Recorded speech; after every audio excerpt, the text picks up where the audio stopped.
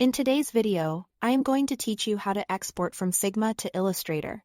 We will keep this focused and reliable by using SVG, which is the best option for maintaining crisp, editable vectors once you are in Illustrator.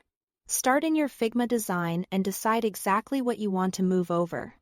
You can export an entire frame if you want the full layout, or just specific elements if you only need a logo, icon, or a section of your design. Make sure your selection is precise. If you are targeting individual items, click them directly on the canvas or pick them in the Layers panel to avoid grabbing unintended elements. When you choose a frame, everything inside that frame is included.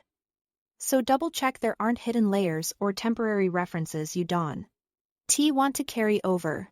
With your selection made, look to the right-hand panel and find the Export section. It's usually at the bottom of the Design tab. Open it up if it's collapsed so you can see the options clearly. From the Format choices, select SVG. This is the key step that keeps your vectors fully editable in Illustrator paths. Shapes, strokes, fills, gradients, and many masks will come through as vector information rather than flattened images.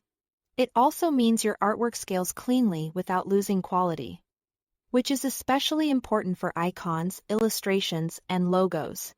Now click Export and let Figma generate the file. You will download an SVG to your computer with the name reflecting whatever you selected. If you exported a frame, the file name will usually match that frame, which helps keep things organized when you move between tools. Switch over to Adobe Illustrator and open the file. Go to File, then Open and choose the SVG you just downloaded. Illustrator will bring the artwork onto your artboard as editable vector layers and groups. You can select shapes, adjust colors, tweak strokes, and move elements around, just like any native Illustrator file. Grouping and clipping masks may mirror how your design was structured in Figma. So if something looks nested, expand Groups in the Layers panel to find what you need. Most vector features translate very well. If you used complex effects in Figma, just give them a quick look to confirm everything appears as expected. And that's it. Thanks for watching.